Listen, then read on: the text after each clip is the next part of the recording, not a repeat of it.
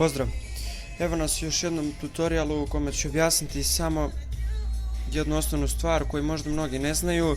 To je kako instalirati neki font na vaš računar. To jest, mnogi misle da instaliraju font samo u neke programe, znači recimo Photoshop ili bilo koji drugi program za koji vam je potreban. Dakle, vi kad font instalirate ga u računar i u svakom programu za editovanje, nebitno da li će to biti Flash, Dreamweaver, Photoshop, bilo koji program Cinema 4D.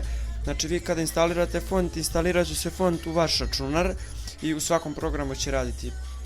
Moja preporuka što tiče, sad ću ja objasniti, da kucate, da skinete font sa sajta dafont.com. Znači to vam je sajt na kojem imate po milion vrsta razvrstano, znači nebitno da li su to Gothic, Basic, Script, Bitmap fontovi, da li su to da budu Techno fontovi, znači mnogo fontova, veliki izvor stvarno fontova ima. Recimo evo skinut ćemo bilo koji font, evo ićemo na neke top fontove koji su popularni trenutno. Evo recimo skinut ćemo taj font, evo ovaj Flower. Evo recimo ekstratujete ga na pozadinu. Sad ću objasniti još jedan način kako možete instalirati. Evo recimo, pošto dešava se da kada kliknete na font da nemate dugme instalacija i mnogi sada panika, ja ne mogu da instaliram font, nema veze, još bolje.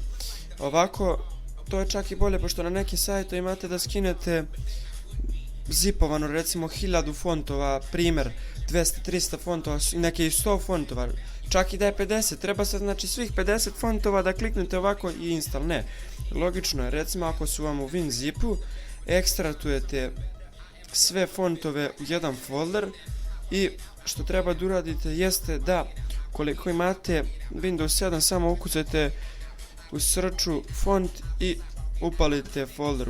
Ukoliko nemate, ukoliko vam ste na XP-u ili neki stariji, nađete u control panelu meni pod opcijom font, samo sekund da ja nađem, evo ga ovdje font, i upalite taj folder i sve što treba jeste da markirate sve fontove i prevučete.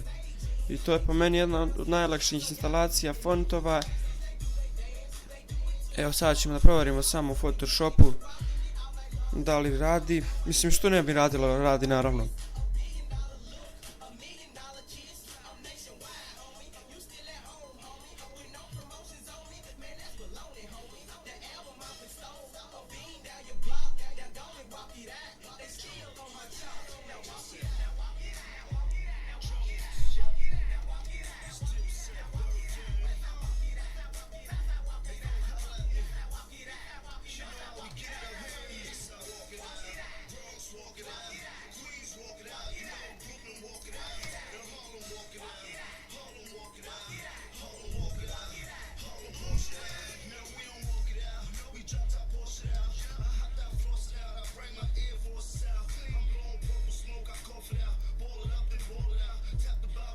I to je bilo to što se tiče instalacije samog fonta.